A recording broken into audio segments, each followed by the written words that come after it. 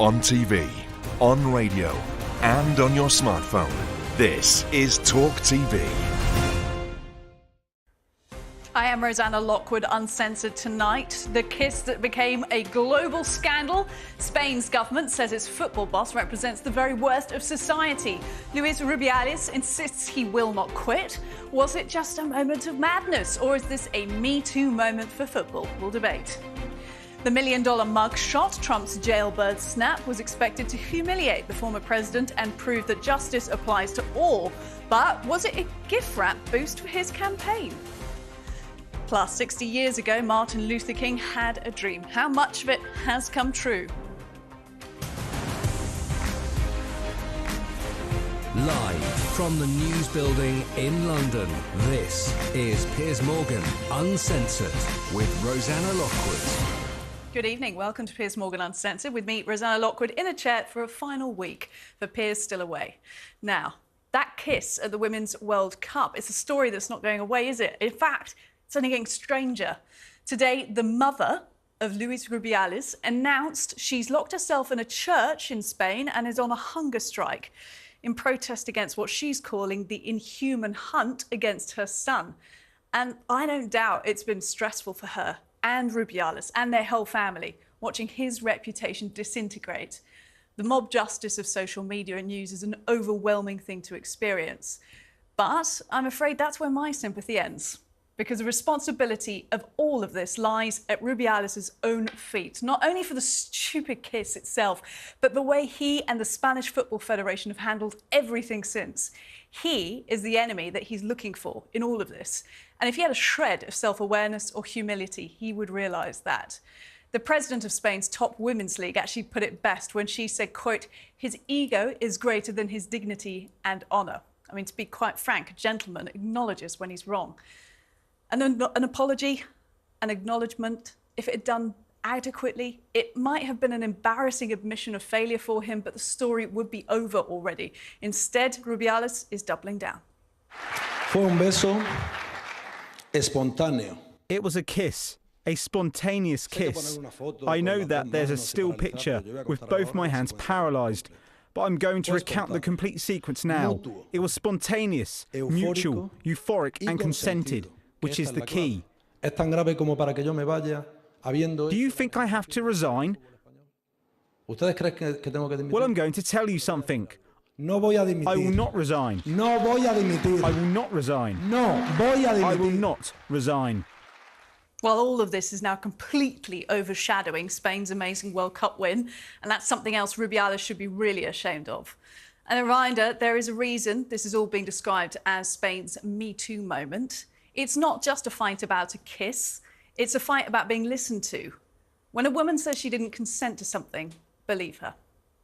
Joining me to discuss all this is Spanish football journalist Semra Hunter, and in the studio we've got socialist author Grace Blakely and TalkTV's Esther Kraku. All three of you, thank you for rejoining me. We actually discussed all this with you last Thursday, and Semra, so much has happened since then. Are you shocked by the developments that have taken place?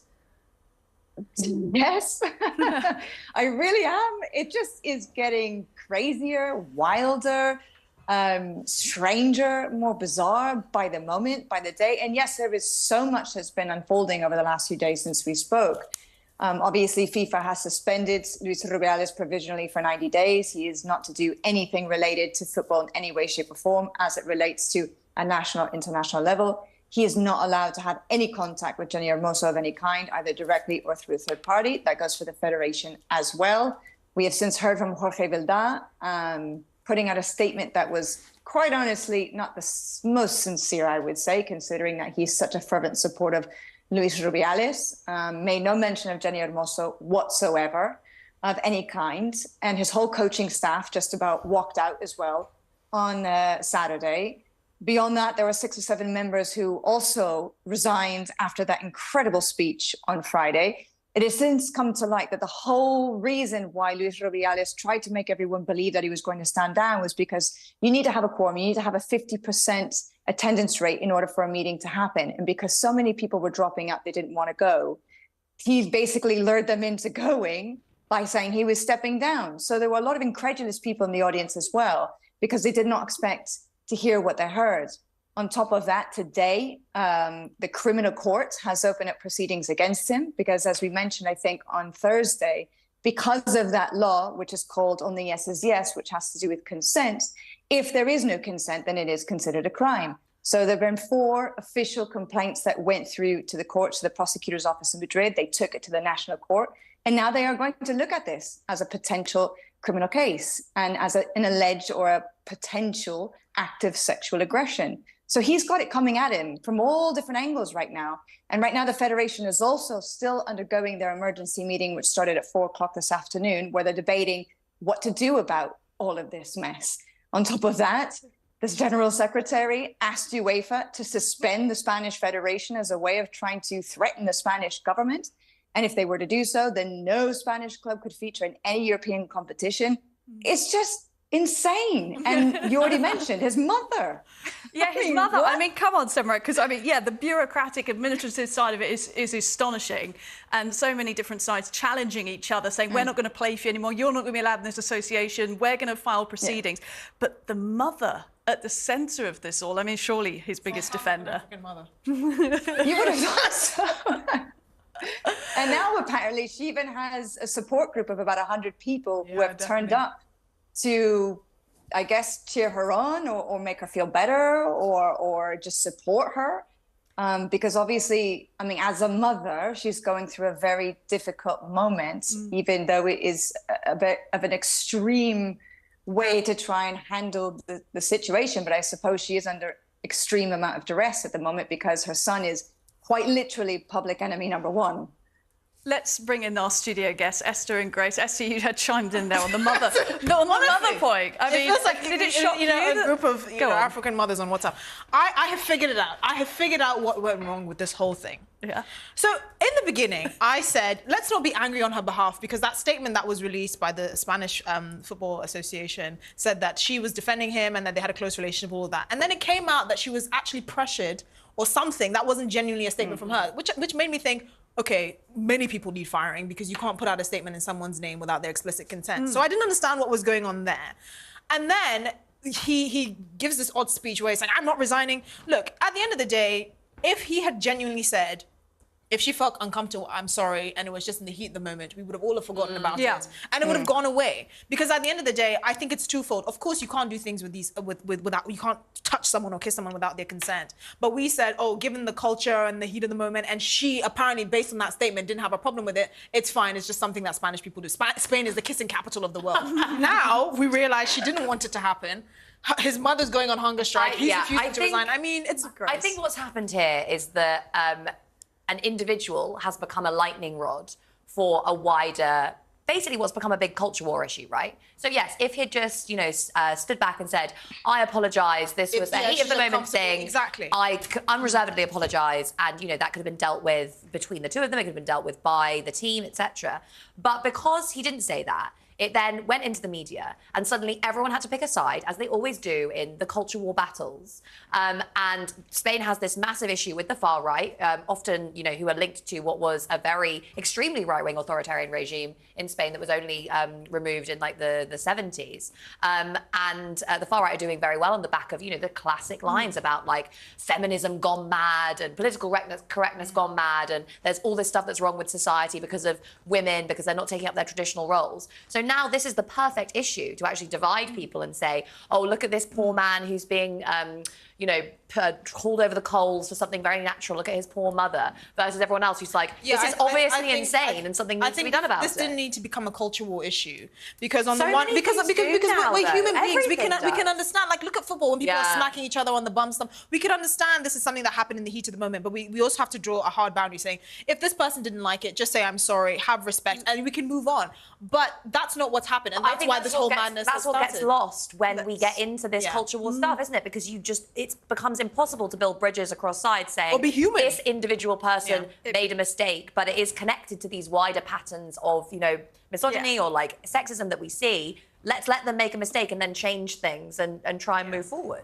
Look, let's bring in our resident Spaniard on this. Emma, you were listening in on that. And I believe some people are actually beginning to march in Madrid this evening. I've seen videos of that, sort of, I don't know how many, but a few sort of in support. Could this really be a Me Too movement for Spain? Is it fair what we're saying about it being a culture war issue for you guys now? It is very much a point of contention, but I wouldn't say that it's dividing society. It's quite the opposite. I've never seen anything like it in Spain. It's extraordinary. It's actually united society. So many people, overwhelming numbers of people, have been supporting Jenny Hermoso, have been showing her massive amounts of support, whether it's on the streets. There have been protests going on for days now, whether it's on social media, whether it's government officials coming out to speak about it, whether it's the 81 members of the Spanish national team, both past and present, the 23 World Cup winners and previous national team players who signed a document saying we're not going to represent Spain and we're called up until leadership is removed. Then you have also male footballers, not many, but some have come out to show their support as well. Clubs, football organizations within the industry, everyone has come out and spoken on behalf of Jenny Hermoso in support. No one really has come out to show any kind of public support to Rubiales of any kind. And I think part of it has to do with going back to this cultural war point that you bring up.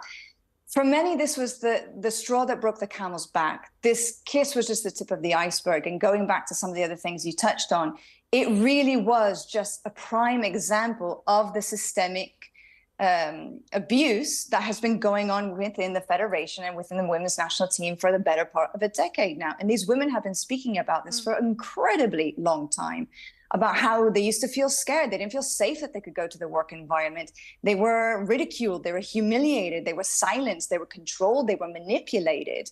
And it is systemic within the organization. Okay, can I very quickly ask a question? I just very quickly want to ask a question before we have to leave. I just want to know what the far-right parties like Vox, for example, or what that whole movement has to say about this, if there is some divide there as well, or is this literally even, you know, the extreme right are saying, actually, this is fine? To be honest with you, I actually haven't really seen anything from the extreme right about this. And also, in general, the extreme right has lost a bit of momentum here in Spain. They lost, I think, about 14 seats in the recent election. So people are not necessarily supporting them as much as they used to. And so it would be interesting to hear what they have to say. Obviously, I don't want to say that they haven't entirely, because maybe someone has, I just haven't seen it.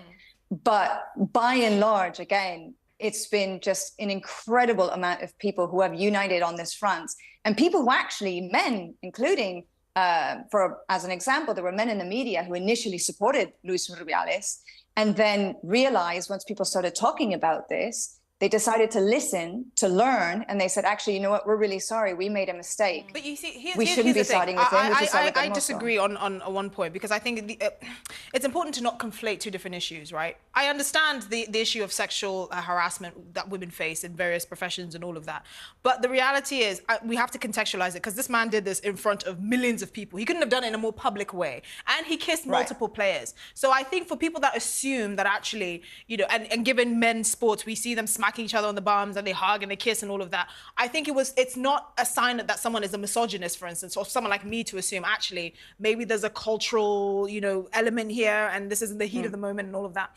I don't think we should conflate that with the very real issues. We completely agree there. But I think for people that actually defended him in the beginning and said, actually, he kissed multiple players, this is in front of everyone, you don't commit sexual assault in front of millions of people on camera, it's not something really that happens. I think to conflate that, or to say people that had that view in the beginning with people that just don't get it or that are misogynist, I think that's unfair. How it's played out, clearly, there are clearly bigger underlying issues. But that was the point I made at the very beginning. Go on. That I do think there are two different issues here. The reason why people feel as though this is an act of misogyny on his part is that this is not a one-off incident. For example, there is a very real case of a woman who filed a police report for physical assault. Once upon a time, there was another woman, Tamara Ramos, who openly spoke about her experiences of working with him. Was he convicted? No, in the end he wasn't. But I'm just saying that it was brought forward. He did go. Yeah, but she did go the to thing the is police. that matters. The reality. Look, I'm not disputing. Obviously, I don't know whether it happened or not. Be in the position that I'm not saying whether it happened or not. I'm just saying from what we've seen. I'm not disagreeing. It doesn't matter.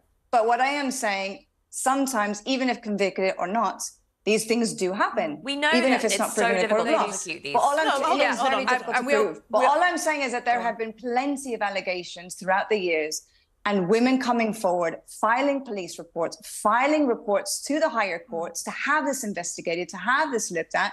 They have also brought forward evidence for whatever reason. It wasn't necessarily investigated. Maybe one day it will be. But there have been plenty of cases where women have come forward and said, listen, I have been on the receiving end of misogynistic and sexist abuse by this man. Tamara Ramos is a perfect example. She spoke to the media the other day. She said he humiliated me on a regular basis. He used to ask me what color my underwear is in front of big names within the football men's community. She used to say to her, did you just come here to get down on your knees? So, I mean, there are examples of history here. Yeah. It's not like it just happened in the spur of the moment. It was a one-off. There is very much a past. That context is really important, Sarah. Of course, we've got to say, you know, that those are some of those are allegations. Those people aren't here, obviously, to defend themselves, and, you know, etc. But it's really important to hear the context. We appreciate you giving the history of that as well. Grace and Esther, thank you for your inputs on this as well. I never thought we'd talk so much about women's football on this show, but here we are. Sarah, Grace and Esther, thanks so much. Uncensored next tonight. The $1 million mugshot, Trump's jailbird snap, was expected to humiliate the former president and prove that justice applies to all. But was it a gift-wrapped boost for his campaign?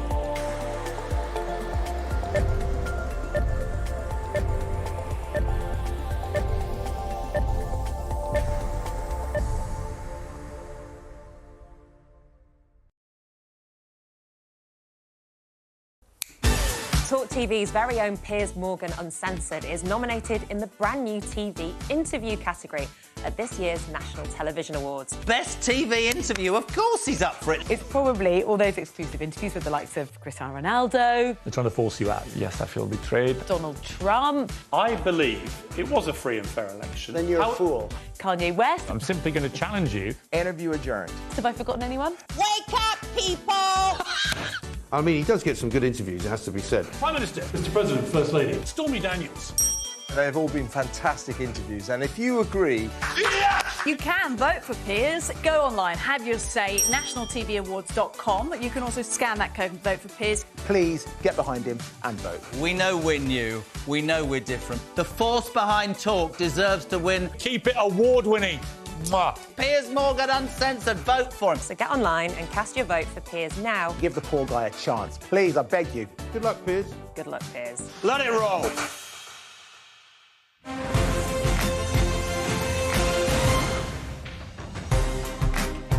And there's that reminder that you can vote for Piers Morgan Uncensored in the Best TV Interview category at the National Television Awards. Go online, have your say at nationaltvawards.com or by using your phone to scan this QR code on your screen just now.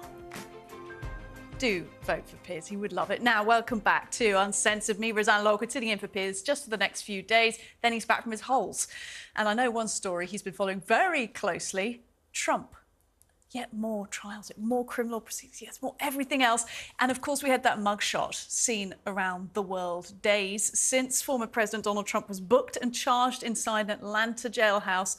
This picture of him has become a money spinner, would you believe it, for his presidential campaign. More than $7 million has been raised by his team. That's what they're saying anyway. They're selling T-shirts, beer glasses, bumper stickers, donned with the scowled face of the Don, the Republican frontrunner. So who is the real mug here?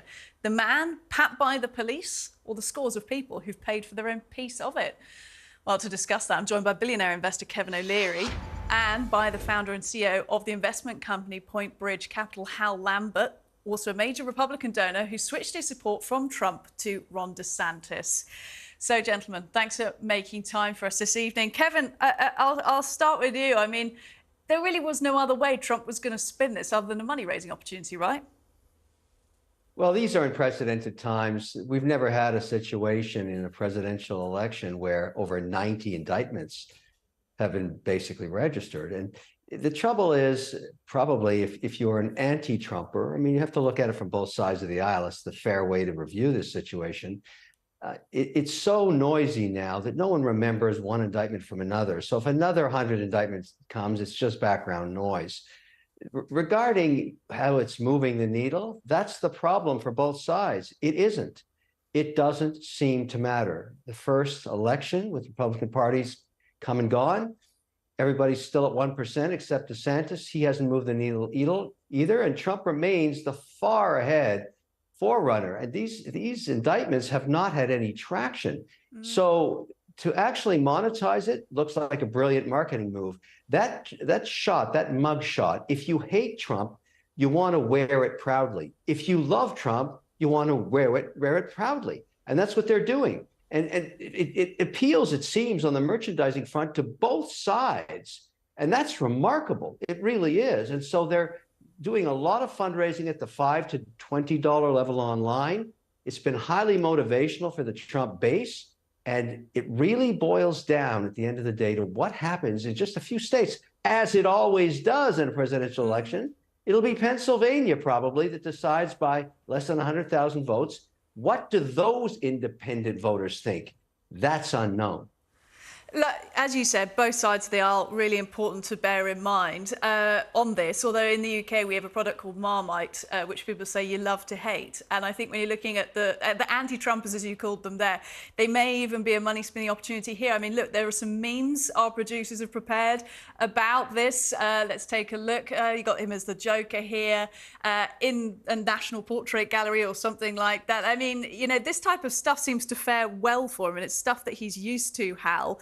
Talking about the money side of it, Trump is in need of quite a lot of money. I'm not talking about his personal finances. We've also obviously seen bits of tax receipts and things over the years. But in terms of his legal fees, astonishing at this point. Yeah, I mean, it was reported he spent over $40 million just in the first half of this year. Some legal experts I've spoken to estimate it's going to cost him over $10 million a month going forward. That's a lot of money. And so he's trying to, raise the small dollar money to pay those legal costs. So you've got people making $40,000, $50,000 a year, effectively subsidizing a multi-billionaire's legal fees. It's their choice to do, but it's not being spent to get him reelected. I mean, he's going to be spending most of his money on legal fees and most of his time. So I think that's going to be a real detriment to him. He gets all the free media. That's helpful, and that's what's kept his poll numbers up. But as far as being able to campaign and being able to actually get out and get in these states, he's going to. I mean, imagine one indictment. He's got four. It's going to be a lot of stress, a lot of pressure, a lot of time with obviously requests from legal on discovery and all those kinds of things. It's expensive. It's time consuming. And I think it's a real disservice, quite frankly, to the Republican Party and to donors for much of that money to have to be used that way versus being reelecting people into Congress or a president. And I'll put to you, you mentioned the four indictments there. Kevin mentioned the sort of scattergun approach at the start when he was talking to us. Do you think if it is this sort of lawfare, as people are saying, this strategy is going to succeed or fail for the side that are trying to stop him getting into the White House, Hal? Yeah, I mean, well, so far the polling number has gone up for him with these indictments. So that's been helpful. Will it last? I mean, we've got another 5 months until the first caucus there in Iowa. And, the Iowan caucus is very different. You've got to be there. You've got to be working the ground. The same thing with New Hampshire, the same thing with South Carolina. So it's not a national election. So we're not to Pennsylvania yet. And by the way, if we look at polling, the independents are not for Trump on this. So even if we looked at Pennsylvania right now, I don't see Trump winning that state. That's the problem I have with this whole thing is over 53% of the country thinks that Trump is guilty. So when you go into that with that number, that assumes those people are not going to vote for him. That seems like a losing hand going into the election. Yeah, and Kevin, you were mentioning the polling. There's Emerson polling out latest. This is after these Republican debates, which of course Trump didn't take part in. Spoke to Tucker Carlson instead, but he was down 6 percentage points. DeSantis up 2 percentage points, but Trump's still way out ahead. And Kevin, what about this point that Hal brings up? People are entitled to buy a beer mug or a bumper sticker with Trump's face on it, but they're funding his legal fees, and they may not be millionaires themselves. Is there an ethics point in that? Well, I think there's a lot of ethical issues, but that doesn't determine who becomes president. Great politicians, great leaders, great generals, great preachers, great managers are storytellers. And at the end of the day, you can go back to Napoleon. He used to sit around the campfire with his men and tell stories, and those stories emulated all around the empire over a few months. Today, that happens in a few seconds on social media. Nothing is more painful to watch than a boring politician. Trump is not boring. Now, you may find it just outrageous that a potential president has been indicted multiple times, but there are millions of people who simply don't care. And at the end of the day, it's one vote at a time. Now, if they did care, these polls at this point should have moved on the first set of indictments. We're past 91 charges. Nobody seems to care. Now, it may frustrate people that don't like Trump, and it must frustrate people that do. But at the end of the day, as I started talking about this, it's totally unprecedented. What happens next? Nobody knows. I will remind everybody that you cannot become the president and pardon yourself for a state charge. You can do that federally. So this idea that he's going to win the presidency and then pardon himself, that's not going to work. Some of these charges, like Georgia, are state-based.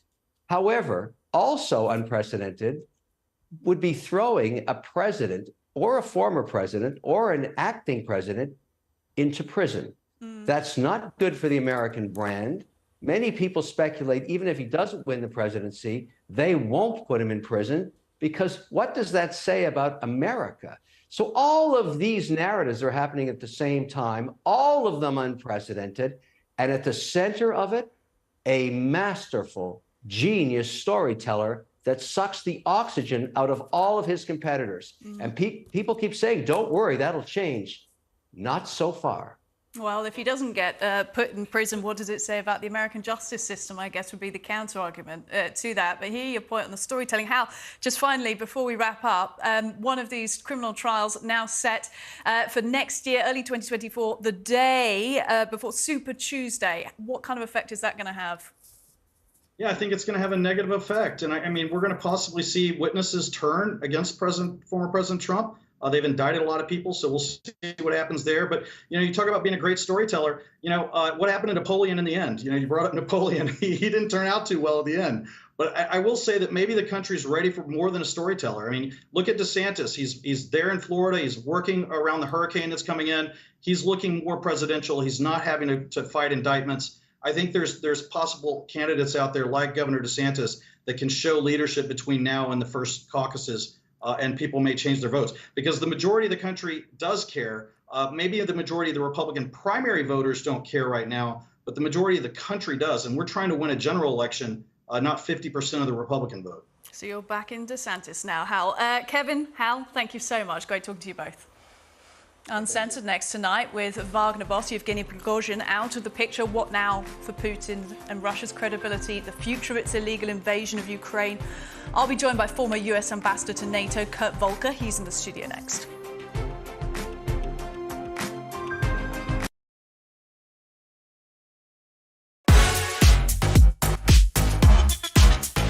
Good evening, I'm Piers Morgan, Uncensored in New York City.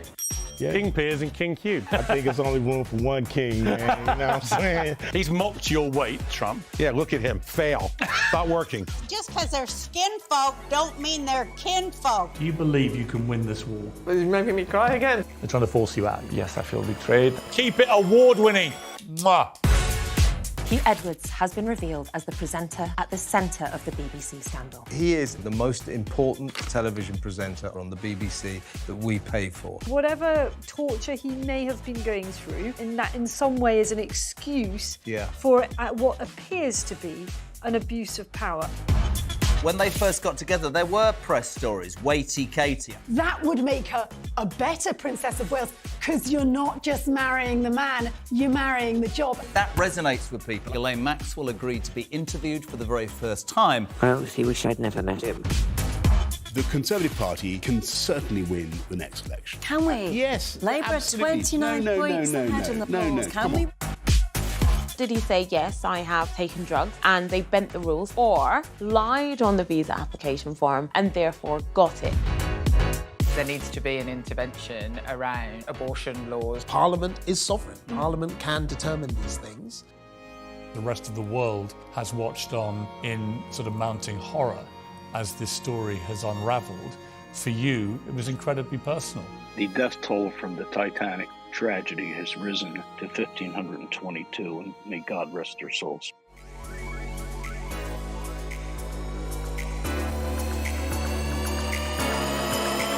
Let it roll.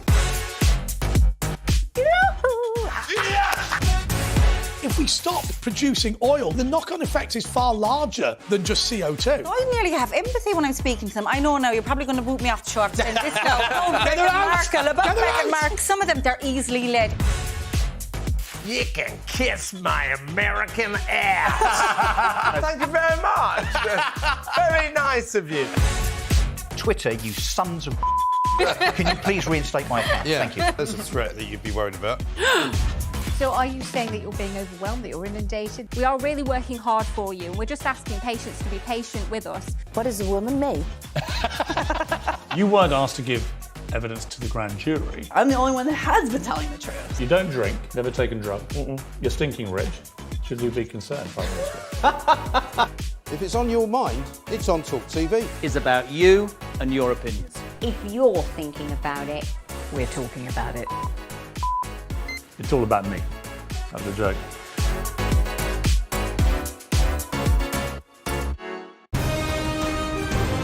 This is TalkTV.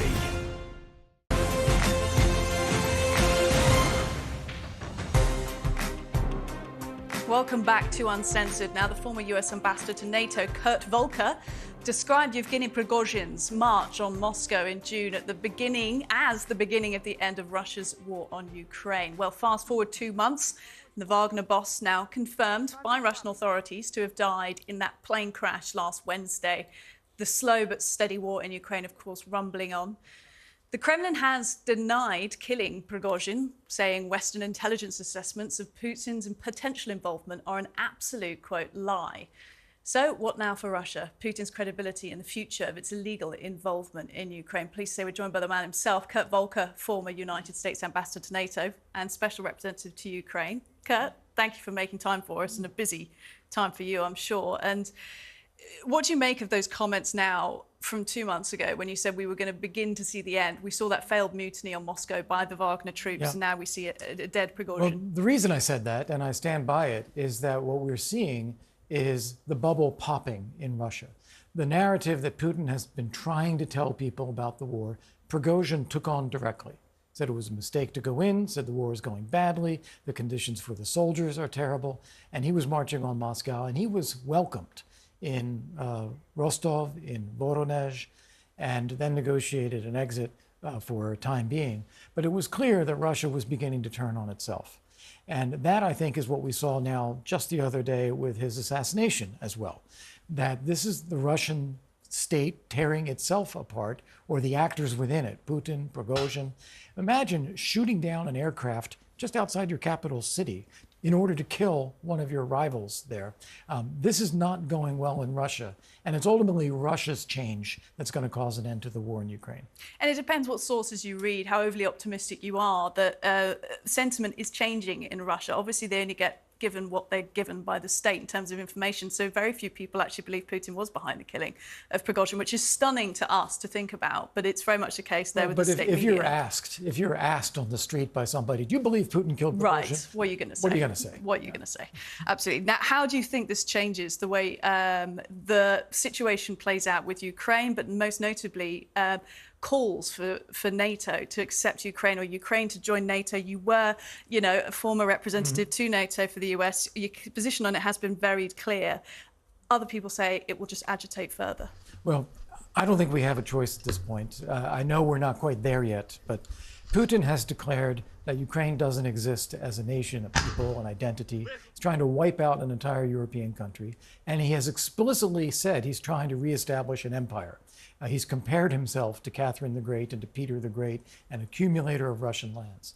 So we're not going to have NATO able to provide security for Europe with Ukraine out of it, because war will continue.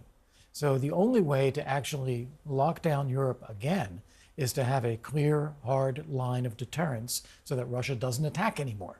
And that's going to be with Ukraine and all of these countries in gray zones having to ultimately be in NATO. Now, the voices that are opposing to Ukraine joining NATO and have been from the start are also the types of voices that you hear opposing funding what we call the war in Ukraine, or sending more ammunition, weapons, F-16s, the type of that. What concerns you about the upcoming US election, the way that that could change things in terms of the voices that call for ceding territory of Ukraine or stopping sending weapons? Yeah, it's a tough one to say. You have former President Trump, Vivek Ramaswamy out there saying it's terrible, terrible, we should stop supporting Ukraine.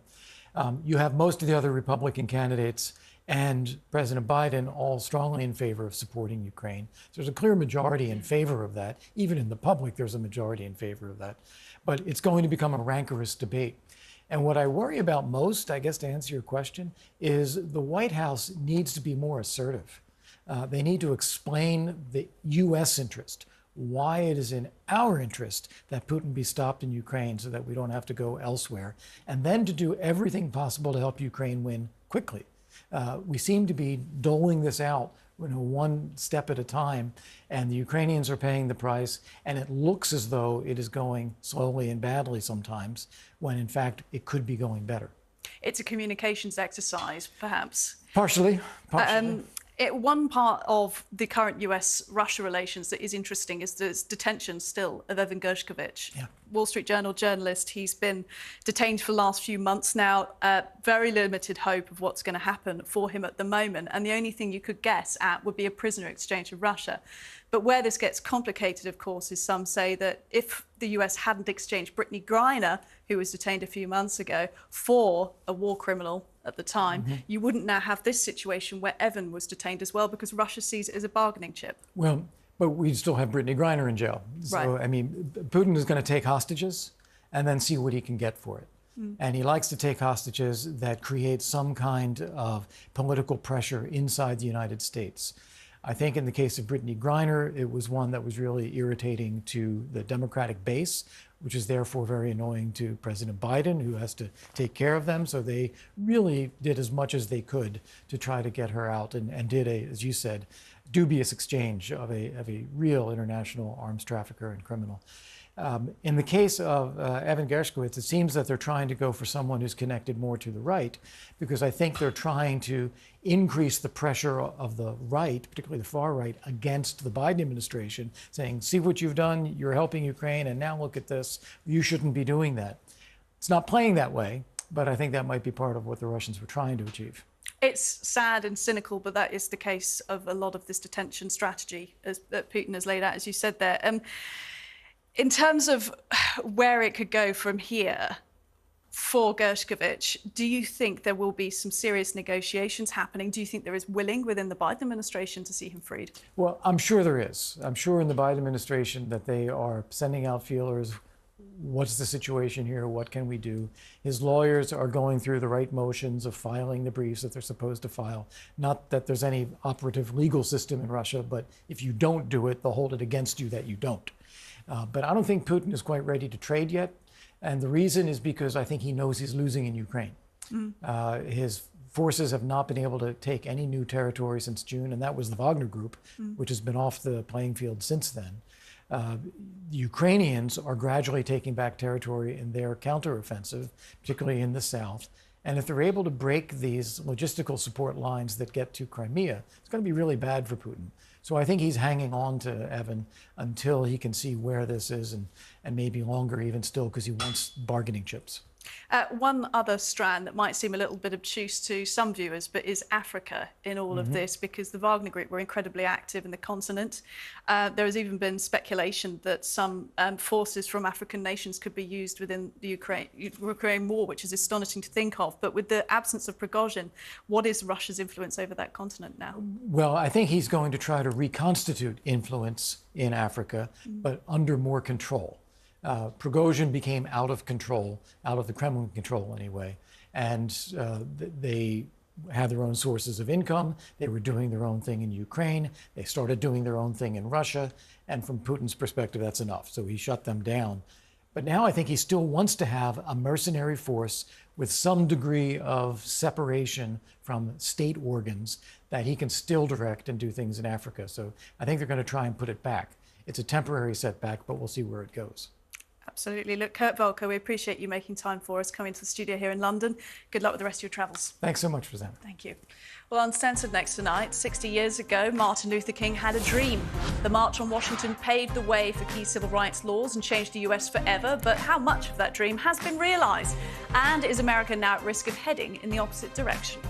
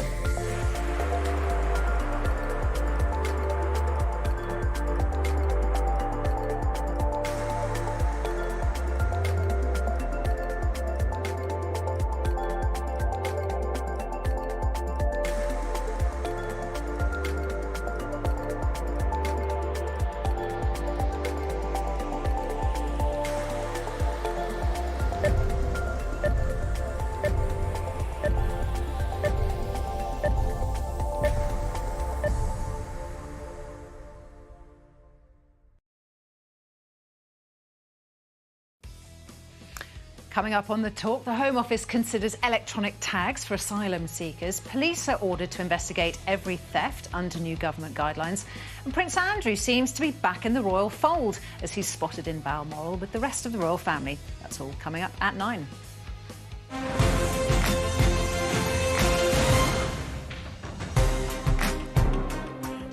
Welcome back to Uncensored with me, Rosanna Lockwood. Now, it was 60 years ago today that over 250,000 Americans descended onto the streets of Washington, D.C. to hear these words from civil rights activist Dr. Martin Luther King. I have a dream that one day this nation will rise up and live out the true meaning of its creed. We hold these truths to be self-evident, that all men are created equal. Now, if Dr. King was to look at today's America, some say he might wonder whether his dream has been realised. Just this weekend, police in Jacksonville, Florida, said they believe the killing of 3 black people by a 21-year-old white gunman was racially motivated. The incident has been condemned by all sides, including by the family of Dr. King. So I'm pleased, honoured rather, to say I'm joined by Dr. Martin Luther King's niece, Alveda King, and by Sharita Tate, the cousin of George Floyd and president of the George Floyd Foundation. Thank you, ladies. And here in the studio by TalkTV contributor Esther Kraku, joining us once again, and author and playwright Bonnie Greer. Well, what a strong panel to discuss this. And Bonnie, I will actually start with you because you were just sharing your original memories from Dr. Martin Luther King's speech. Well, it's certainly an honor to be on with all of you, especially one of Dr. King's relatives. And I have to say, I was a young teenager when the March on Washington, and they cleared the channels. It never happened before. This was a special. So we came home from school, eating our milk and cookies, and then they said Dr. King was going to be on it. And we'd grown up watching Dr. King as little kids. We were going like, okay. He was cool, but okay. And he was 16th down on the speaker's rostrum. This guy got up there. We listened to the speeches. My uncle drove his truck there. We were all sitting there. What they don't tell you is that this speech was impromptu. He riffed this speech. Nobody knew this was coming out of him. He made this up on the spot. And if you watch his body, you can see that it was coming through him. If you saw it live, you could feel that this was like coming through him. I mean, people were screaming. And now we sort of think of the speech as a kind of iconic set piece. It wasn't. This was off the cuff. And that made it even more exciting. All from the heart. All from the heart. Alveda, listening in on that, a relative of Dr. Martin Luther King, you must be used to hearing those types of accounts now of what it meant to people. But do you think the words that he spoke that day have been realised? Unfortunately, our connection has failed in that sense. Then I will go to Sharita and ask you the same question. Obviously not a relative of Dr. King yourself, but the words have rung true for a lot of Americans, a lot of black people around the world, not just Americans. Do you think that the words have been realised in today's society? I still think that we have a lot more work to do before we can say his dream was truly realised. I mean, there have been some progress, but in some cases, as you can see what's happening all over the country as we continue to lose lives senselessly, it just seems like it takes us a step backwards.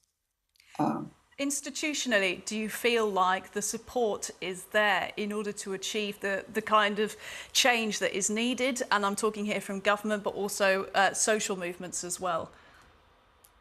Well, I think that there are times when we feel like that collectively, the social movement is something that I definitely believe is moving in the right direction. There are times when, in general, it feels like we have the support.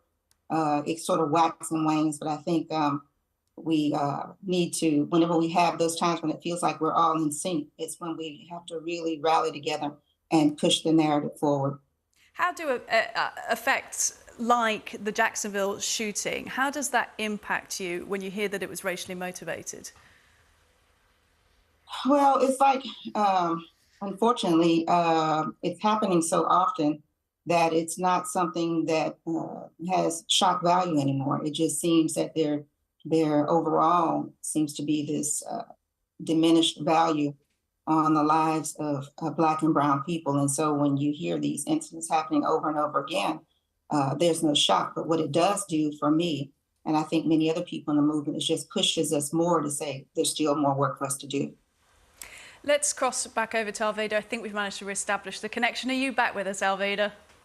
Yes, I am. Can you hear me? I hope you can. We can. Thank you so much for making time. Thank you so much for making time. It's been a busy few days for you, the 60th anniversary of Dr. King's remarks. And I'll just ask you once again whether you feel like he would be satisfied by some of the progress that's been made or not at all at this point. I was a teenager in the 1960s. I got married in '69. And one thing that my uncle would say, we must learn to live together as brothers, I'll add as sisters, or perish together as fools. And he's in his own speech, he said, add righteousness and justice together. He talked about a check of insufficient funds. So those are some of the things. And some of that is definitely still here today. He also said we must learn to live together as brothers and sisters, and we are one blood and one human race, that we're not separate races. I think he would want us to remember that. The other point, and I hope it doesn't freeze, you have to do this in every generation, every decade, and on every platform. Because if you forget if you erase your history, you're going to repeat it again. So that's why all this stuff about burning the history books and locking all the Black kids in a classroom away from everybody else and telling them, this is happening in Florida as well. There's a school and the Black principal agreed to have the Black kids put in their own separate classroom. No, you don't separate. You come together, act like human beings, and learn human dignity and to care about each other. That's something Martin Luther King Jr. talked about in that speech. Cashing that check for insufficient funds, dealing with racism and systemic racism. Laws that are written into our laws, totally opposite. He said he had a dream that's rooted in the American dream. Yeah. That's in that speech. So you have to remember these things, but you have to deal with it. Yes, I agree with the other speakers. There's more to be done, and it must be done in every generation. Bonnie, in the studio. Just say really quickly, I was a teenager in the 60s too. And I can say, on one hand, absolutely, progress has been slow. But in the 1960s, I would not have dreamt of a Black man being my father wouldn't have imagined that. He could not have imagined that, okay? He could not have imagined a Black woman as Vice President of the United States. That would not have been possible for my father. My father was from Mississippi. That would have been impossible. And my friend is the Director General of the Smithsonian. And that was something my father couldn't have imagined. So I agree with everybody. Every generation, we got to start over. We got to let people know what progress has been made, but also know that there is a long, long way to go. Long way to go. Well, Esther, sitting in the studio here, representing the British side of things, listening in from, and you know, we've got three strong Black American voices here talking about this, saying we've got a long way to go still. What does it mean to you to hear that?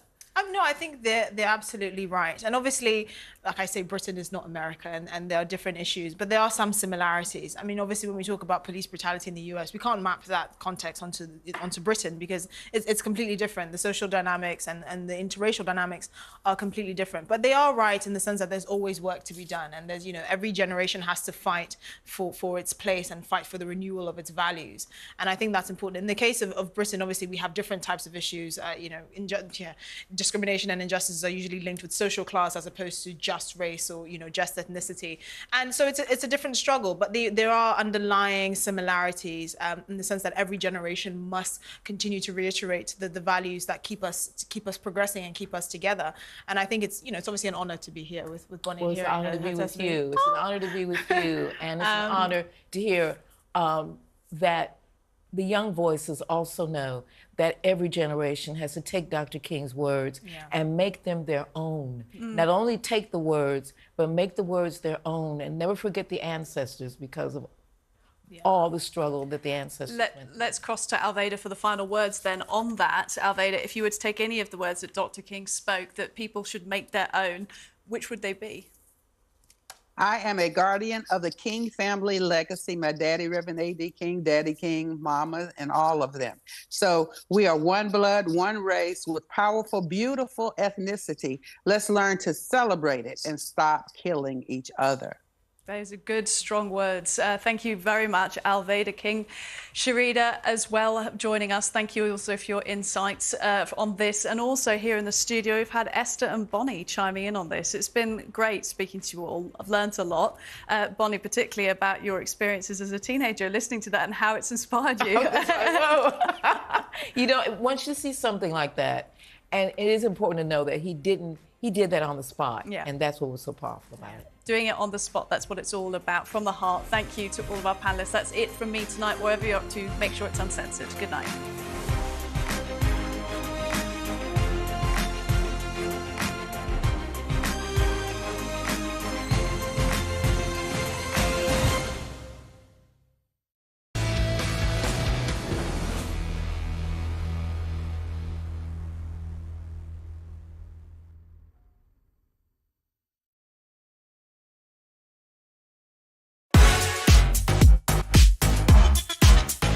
Good evening, I'm Piers Morgan, Uncensored in New York City. Yeah. King Piers and King Q. I think it's only room for one king, man. You know what I'm saying? He's mocked your weight, Trump. Yeah, look at him. Fail. Stop working. Just because they're skin folk don't mean they're kin folk. Do you believe you can win this war? He's making me cry again. They're trying to force you out. Yes, I feel betrayed. Keep it award-winning. Mwah. Hugh Edwards has been revealed as the presenter at the centre of the BBC scandal. He is the most important television presenter on the BBC that we pay for. Whatever torture he may have been going through, in some way is an excuse for what appears to be an abuse of power. When they first got together, there were press stories, weighty Katie. That would make her a better Princess of Wales, because you're not just marrying the man, you're marrying the job. That resonates with people. Ghislaine Maxwell agreed to be interviewed for the very first time. I honestly wish I'd never met him. The Conservative Party can certainly win the next election. Can we? Yes. Labour are 29 points ahead in the polls. Can we? Did he say, yes, I have taken drugs and they bent the rules, or lied on the visa application form and therefore got it? There needs to be an intervention around abortion laws. Parliament is sovereign. Parliament can determine these things. The rest of the world has watched on in sort of mounting horror as this story has unravelled. For you, it was incredibly personal. The death toll from the Titanic tragedy has risen to 1,522, and may God rest their souls.